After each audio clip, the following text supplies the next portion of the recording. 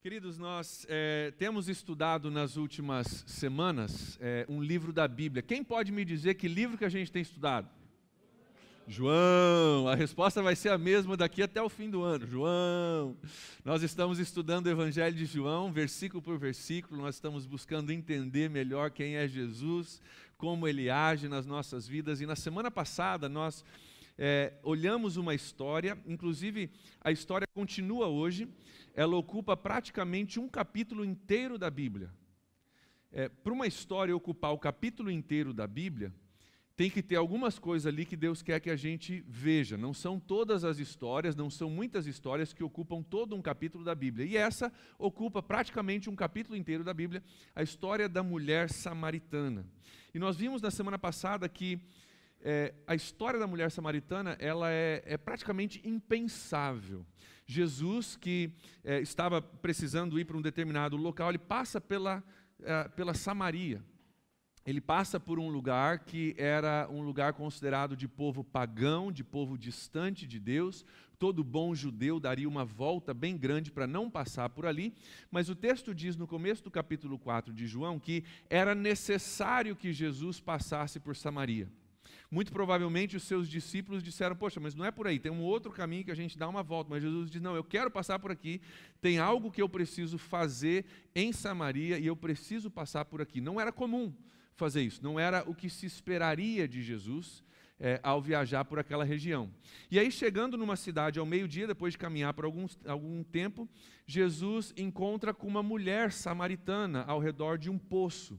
E acontece outra coisa impensável, Jesus puxa conversa com ela. Impensável porque judeus não conversavam com samaritanos, não se davam bem. Impensável também porque não era comum naquela época, principalmente numa situação onde estavam sozinhos, de um homem puxar conversa com uma mulher, e principalmente uma mulher samaritana. Tem até um momento em que ela pergunta, como pode você, judeu, conversar comigo, uma mulher samaritana? Não tem nada a ver, não é para estar acontecendo essa conversa. E essa conversa impensável com uma pessoa improvável, acontece e ela começa a ver que Jesus não é um cara qualquer. Jesus não é qualquer pessoa, ele começa a revelar algumas coisas a respeito da vida dela. Inclusive ele diz, olha, você já teve 5 maridos e o homem que você está vivendo agora não é seu marido. Isso há 2000 anos atrás. Hoje em dia, 2018, ter 5 maridos já seria uma quantidade razoável, né, de maridos. Imagine há 2000 anos atrás a situação dessa mulher. E o que nós aprendemos semana passada é que os samaritanos, que já eram rejeitados pelos judeus por não serem dignos ou santos, rejeitaram essa mulher. E ela vem para o poço sozinha porque ela é rejeitada. Então imagine, rejeitada pelos rejeitados. Rejeitada pelos rejeitados, ela vem para o poço sozinha, porque nenhuma mulher estaria ali com ela, em comunhão com ela, e ali ela encontra um homem que puxa conversa com ela. E essa conversa começa a ir por um caminho de falar não de uma sede de água, como a gente pensaria, mas uma sede maior, uma sede existencial que ela tinha e ela precisava que saciasse. Jesus se oferece a ela como o saciador dessa sede, como a água viva, como aquilo que ela estava procurando e estava buscando. E na continuação da história que nós vamos ver hoje, acontece uma coisa ainda mais impensável. Se era impensável Jesus passar por Samaria, se era impensável Jesus conversar com essa mulher, o que acontece no decorrer do texto é ainda mais impensável. E ao mesmo tempo, o que acontece nesse texto casa muito bem com o dia que nós estamos vivendo hoje como igreja. Hoje nós celebramos a ceia, hoje nós tivemos batismos de manhã e acabamos de celebrar um pouco disso aqui. Hoje nós, entre os cultos, às 7h30, nós recebemos vários novos membros na igreja. Acho que foram 30 e poucos membros que foram recebidos na igreja. Várias pessoas chegando, várias pessoas tomando decisões, seja de se batizar, seja de participar da igreja, nós celebrando juntos aquilo que Jesus fez por nós. São histórias de transformação.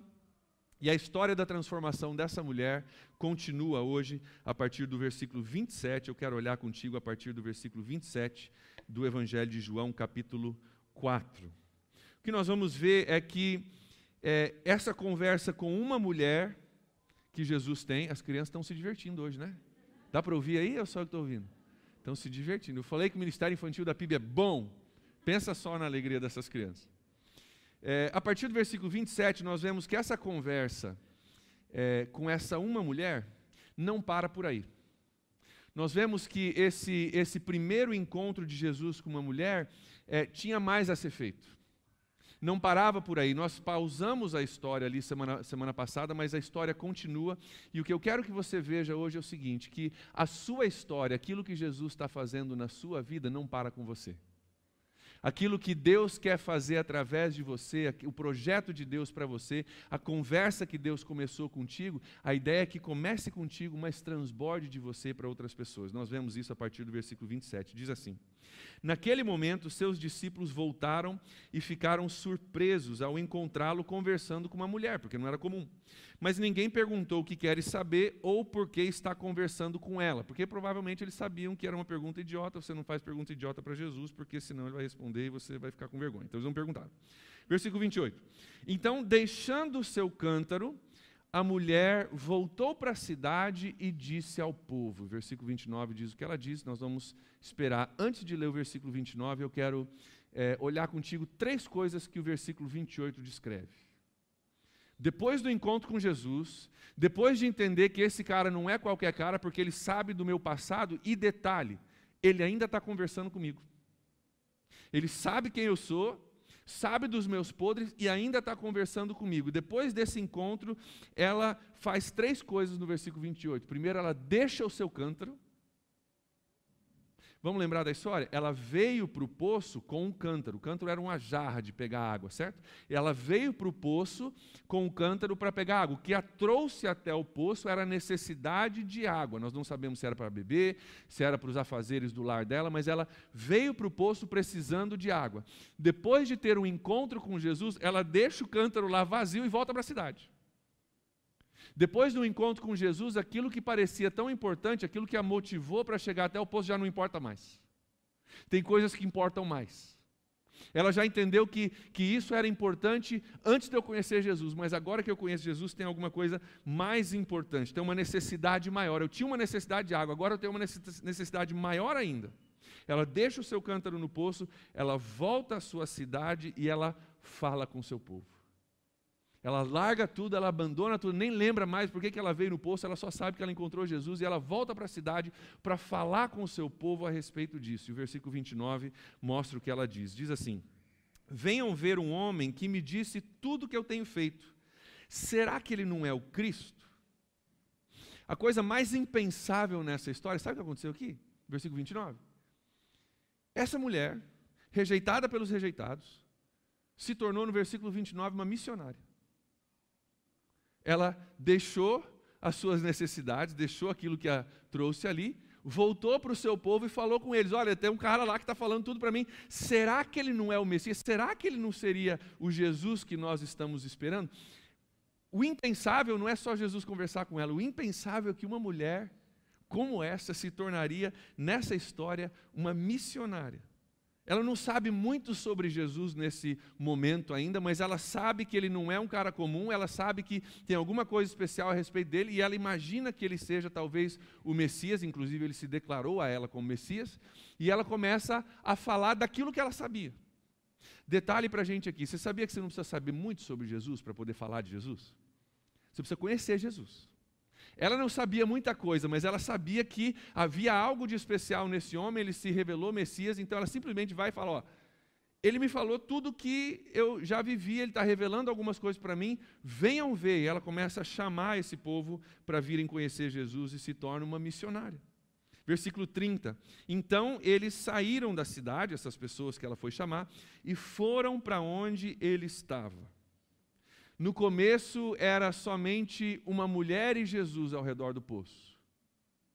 Agora, através desse passo dela se tornar missionária, dela começar a falar do que Jesus fez, agora tem uma multidão ao redor do poço.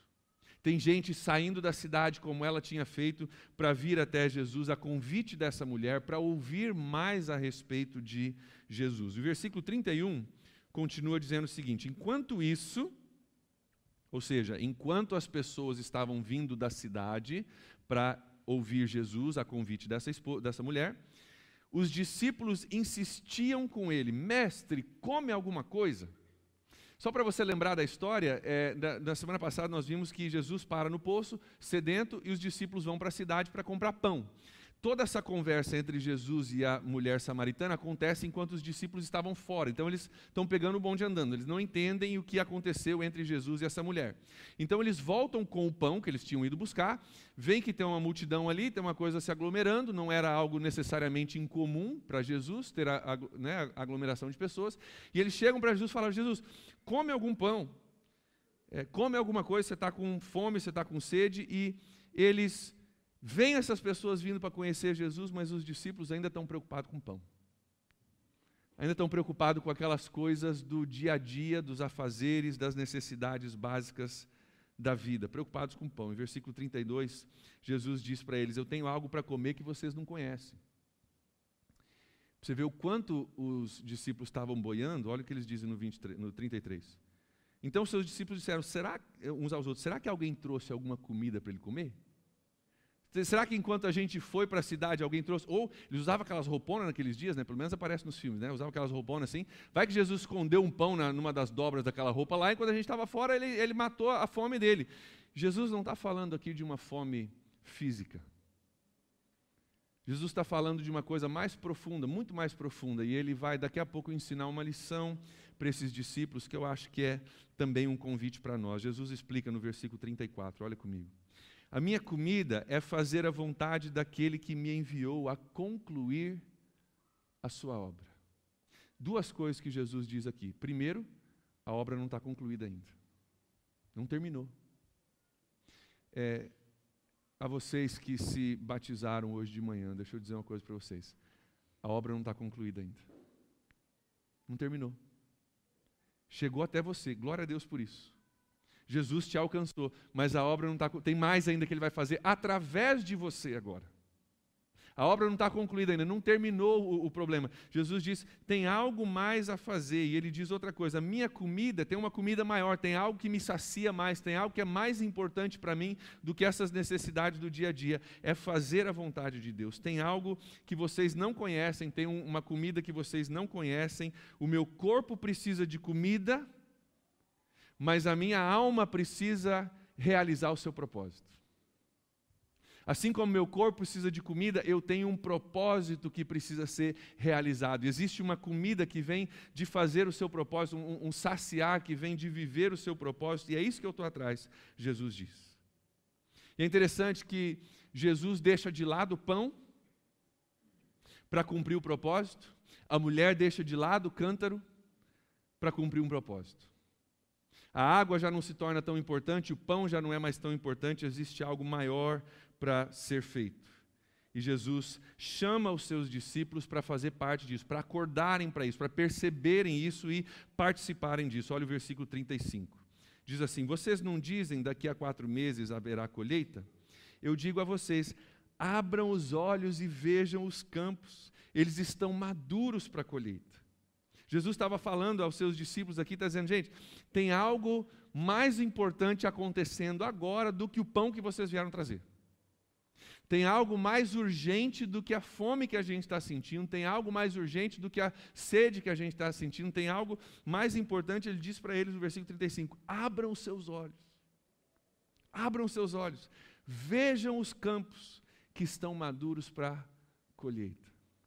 Muitos comentaristas que estudam a Bíblia sugerem que Jesus, talvez ao falar sobre os campos, tenha olhado e talvez até simbolizado, até mostrado com os braços as pessoas vindo da cidade. Nós não sabemos, é especulação, mas há uma possibilidade de Jesus dizendo, gente, abra os olhos, os campos, as pessoas que estão vindo prontas para colher, tem gente sedenta vindo, procurando água da vida, procurando o pão da vida, abram os olhos de vocês, tem gente sedenta, tem gente madura, tem gente pronta para a colheita ao nosso redor, e nós precisamos abrir os nossos olhos.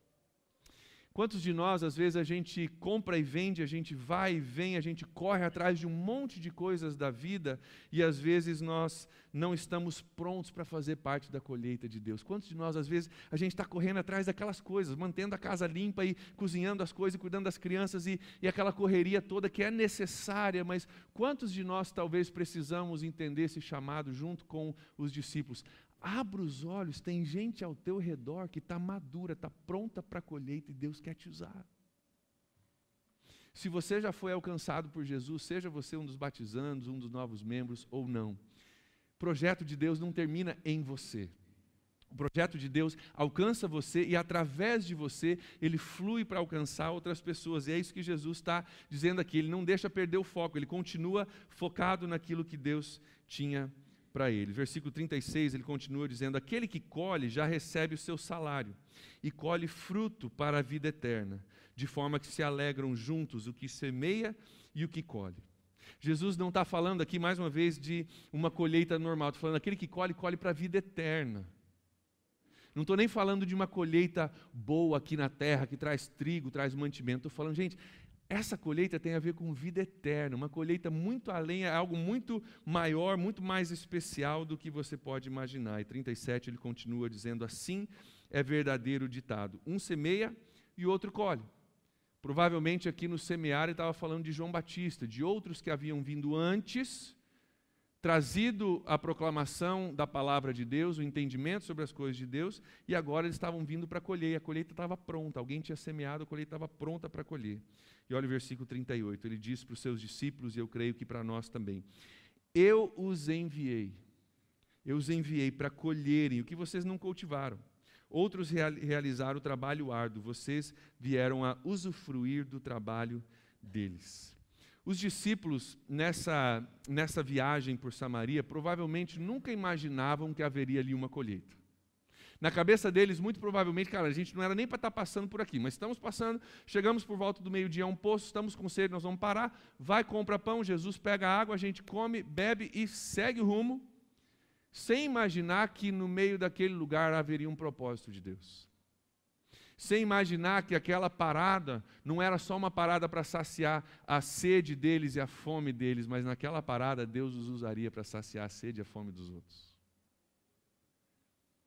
Eles não imaginavam uma colheita, afinal, judeus não se davam bem com samaritanos. Samaritano era conhecido como um povo de coração duro, um povo pagão, e para eles, talvez não imaginavam uma colheita, mas Jesus diz: os campos estão maduros para a colheita. Abra os olhos, erga os olhos, para de olhar para pão, para de olhar para água, olha ao seu redor, você vai ver, está maduro, está pronto, nós fomos chamados, estamos aqui para colher.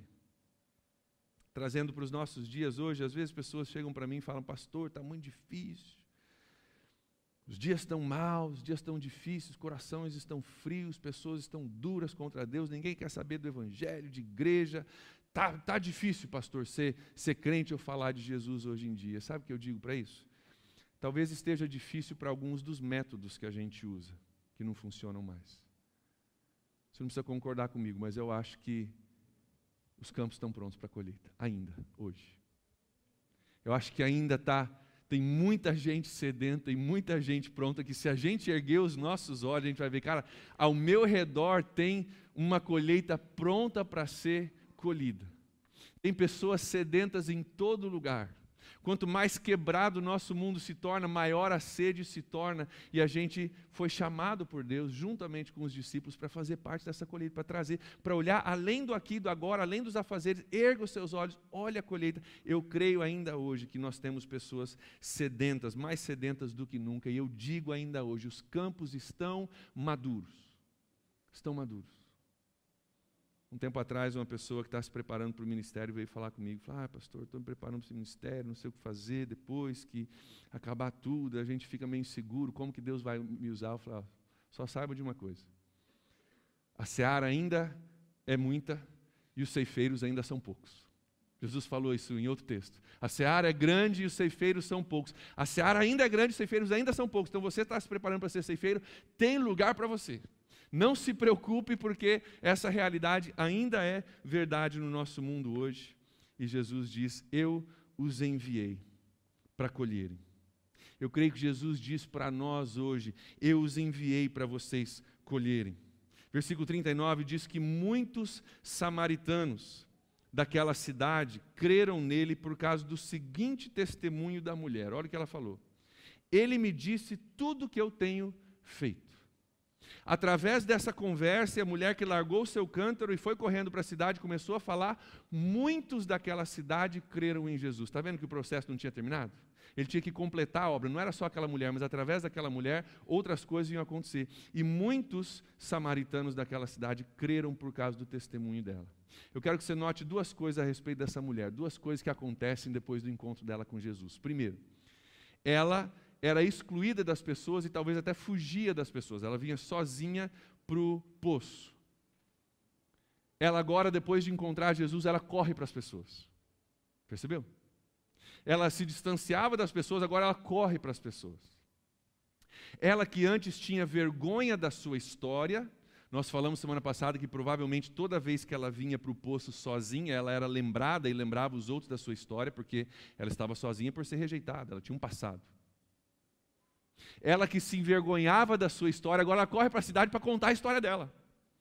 Ei, vem cá, tem um cara que falou comigo sobre o meu passado, ele sabe tudo de mim, ele está revelando um monte de coisa. Deixa eu te falar da minha história, aquilo que Jesus está fazendo. A história que era vergonhosa agora se torna testemunho.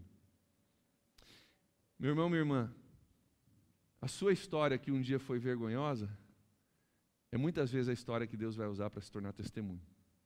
Aquilo que você falava, não, eu espero que ninguém fique sabendo. Depois que você conhece Jesus, depois que você entende que Jesus transforma, depois que você entende que a graça de Deus ela é glorificada no meio disso, fala, deixa eu te contar a minha história, porque quando eu te contar a minha história, você vai ver o quão poderoso, sobrenatural, amoroso, gracioso esse Jesus é, porque do jeito que eu era, só Jesus para me resolver. E aquilo que era vergonhoso, aquilo que a gente escondia, agora a gente diz, deixa eu te contar. Porque não me define mais, eu sou agora definido por Jesus, mas ajuda a definir quem é Jesus. Porque quando você descobre quem eu era e quem eu sou agora, você começa a entender quem é Jesus. Não está mais envergonhada da sua história, porque Jesus estava mudando a história dela. O passado dela se tornou testemunho. Jesus é maravilhoso e único capaz de fazer isso. Se ela ajudou as pessoas a verem quem Jesus realmente era. Olha o versículo 40 comigo. Assim, quando se aproximaram deles, os samaritanos insistiram que ele ficasse com eles. Não é só pedir, insistir, Jesus, fica com a gente. E ele ficou 2 dias. E por causa da sua palavra, muitos outros creram. Note no versículo 39, por causa da palavra da mulher, que volta para a cidade, deixa o seu cântaro, muitos creem. Daí, por causa da palavra de Jesus, versículo 41, muitos outros creem. Então começa com Jesus e uma mulher. Através dessa mulher, muitos creem. Através desses muitos que creem, mais vêm para Jesus e muitos outros creem. E essa cidade experimenta uma mudança, um mini avivamento nessa cidade por causa da presença de Jesus. Mas tudo começou com uma mulher. Improvável, que se tornou uma missionária, algo impensável. E através dela e através de Jesus, muitos outros vieram conhecer Jesus.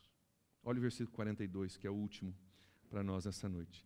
E disseram à mulher, agora cremos não somente por causa do que você disse, pois nós mesmos o ouvimos e sabemos que este realmente é o Salvador do mundo. Essa mulher, se ela pode ser usada por Deus para mudar a sua cidade, Deus pode usar cada um de nós. Se Deus usou ela, Deus pode te usar e Deus quer te usar. E eu creio que o chamado de Jesus, o ensinamento que Jesus usa uma situação para ensinar os seus discípulos sobre o que realmente é importante. Eu creio que esse ensinamento serve para nós hoje também. Erga seus olhos. O projeto é muito maior. E o projeto inclui vocês, inclui a mim. Nós não somos só espectadores nisso, não é Jesus dizendo, deixa comigo que eu vou resolver, vocês ficam aí comendo pão e só assistem. Não, erga os seus olhos, vamos comigo. Tem um projeto ainda a ser realizado, tem uma coisa mais importante do que o pão, do que a água, tem algo maior que eu estou fazendo aqui, que Deus está fazendo. Venham comigo, ergam seus olhos, a colheita está pronta. Eu creio que esse chamado é um chamado de Deus para cada um de nós. Afinal, na história, nós somos os samaritanos, tá? Nós não somos normalmente a gente se coloca no papel do bonzinho, né? Nós não somos os discípulos de Jesus aqui. E principalmente Jesus, né? Se você se coloca como Jesus na história, você precisa de tratamento, porque não, né? Nós somos os samaritanos. Povo indigno. E um dia, Jesus puxou conversa comigo e contigo.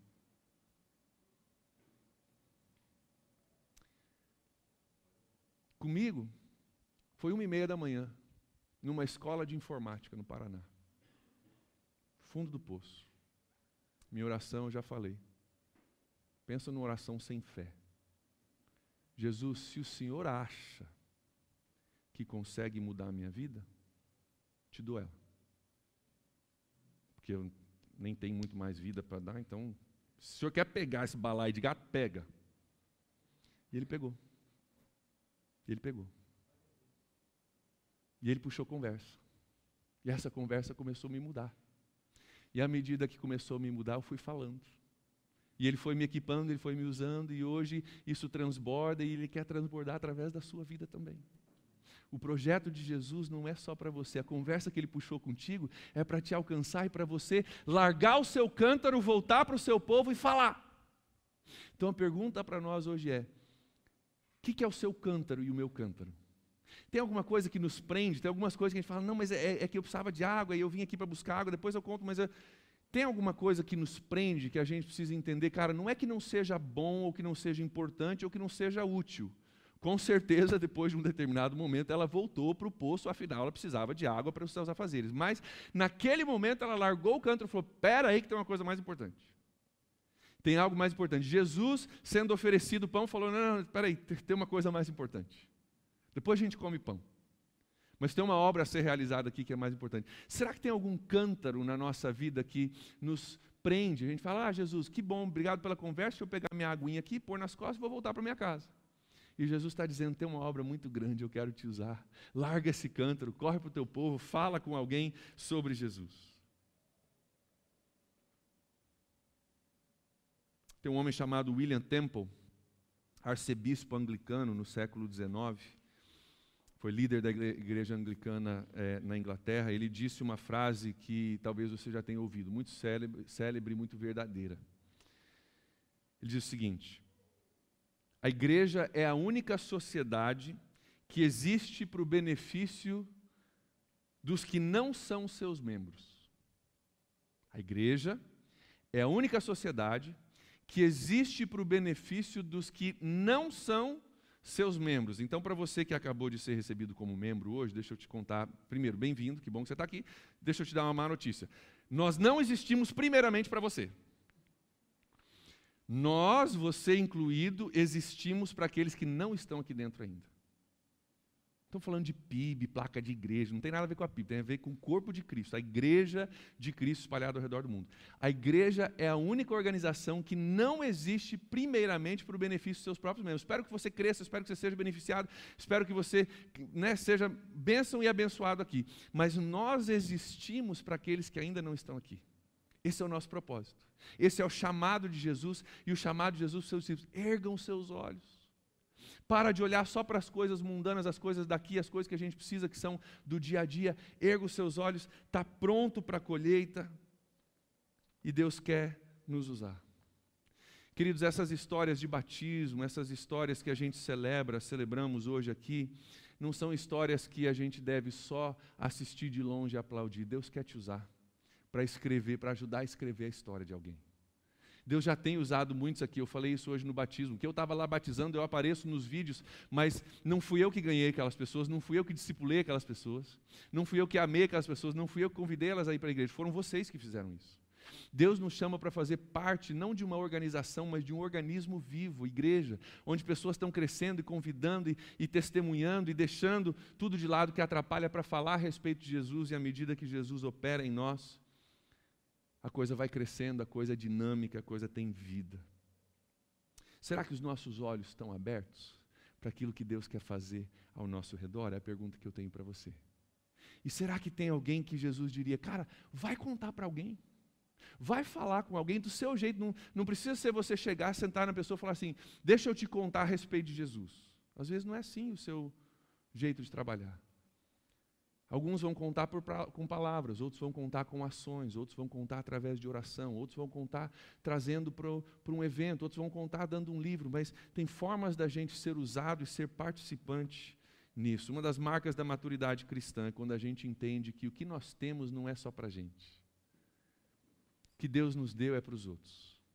Então, se Deus te alcançou, não é só para você, é para os outros. Erga seus olhos. Abre mão dessas coisas corriqueiras para ver algo muito maior que Deus quer te usar. Eu tenho falado com frequência e quero repetir hoje que eu creio que Deus só está começando o que Ele quer fazer através de nós aqui em São Francisco.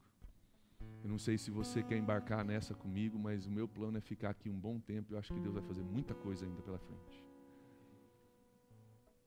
Porque a gente quer criar um nome para nós? Não. Simplesmente porque a seara é grande e são poucos ceifeiros.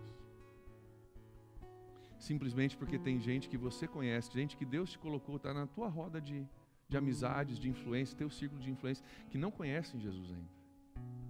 Que isso que a gente celebrou aqui, os batismos, a ceia, novos membros, essas coisas que a gente faz, eles ainda estão buscando água, ainda estão se preocupando com pão. E não entenderam que tem algo muito maior. Deus quer te usar, você está disposto? Está disposta? A erguer seus olhos? A fazer parte de algo muito, muito, muito maior? Para a glória de Deus? A deixar transbordar de você aquilo que Deus já te deu para alcançar outras pessoas? Feche seus olhos comigo, vamos orar sobre isso.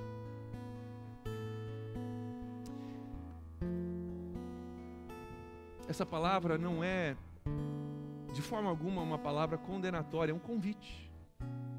É um convite para uma coisa maravilhosa que Deus nos chama a participar. É um convite para a gente entender que mais do que o nosso corpo precisa de comida, nossa alma precisa de propósito, e Deus tem um propósito para nós. Deus nos chama a sermos participantes ativos de uma missão sobrenatural e extraordinária, que colhe não somente para aqui e para agora, mas colhe para a eternidade. Jesus quer te usar. Então, Deus, nós te agradecemos por isso hoje, nós te louvamos, Pai, porque o Senhor nos alcançou e porque o Senhor quer nos usar para alcançar. Nós te agradecemos, ó Deus, porque se o Senhor usou aquela mulher, o Senhor pode nos usar também. Alguns aqui sabem muito a respeito de Deus e Cristo e a Bíblia e são úteis nesse sentido, outros sabem pouco, mas já tiveram encontro com Jesus. Então, Deus, usa-nos do nosso jeito, cada um do seu jeito, usa-nos, ó Deus, para que possamos fazer parte dessa missão do Senhor, isso que o Senhor veio para cumprir, que ainda não está cumprido, assim como a missão lá no poço não estava cumprida quando os discípulos chegaram com pão, a nossa missão na terra não está cumprida ainda. Ainda faltam pessoas conhecerem Jesus, e Pai, que nós possamos ser usados pelo Senhor. Dignos nós não somos, ela também não era. 100% prontos talvez não estejamos, ela também não estava. Mas eu te louvo porque quando a gente dá um testemunho, não tem a ver com a gente, tem a ver com Jesus. Ela pôde falar porque ela não ficou falando dela, ela falou de Jesus. Venha ver Jesus. Venha ver esse homem, Pai. Nós oramos que através da nossa palavra, do nosso testemunho de vida, muitos venham. E que ao encontrarem o Senhor, depois deles, muitos outros venham. E que nós possamos não somente assistir de longe, mas participar da missão de um Deus que toma caminhos improváveis, conversa com pessoas indignas e as transforma impensavelmente em missionários para cumprir a missão de amor que Ele tem pelo mundo.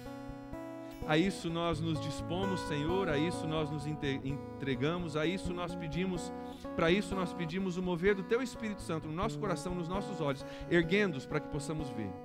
E Deus, eu oro por cada irmão, cada irmã nessa noite, no nosso círculo de influência, Pai, que o Senhor nos ajude do nosso jeito, a deixar de lado qualquer cântaro que nos atrapalha, Deus, para podermos falar. Dá-nos estratégia, dá-nos capacidade de fazer isso bem, de honrar a Jesus, de não assustar ninguém, mas de trabalhar, ó Deus, em conjunção com o Teu Espírito Santo, para alcançar o coração daqueles que ainda não Te conhecem. Obrigado por ter nos escolhido como ceifeiros. Aceitamos isso, Deus, humildemente, e pedimos que o Senhor nos use para a Tua honra e para a Tua glória. Nós oramos. Amém.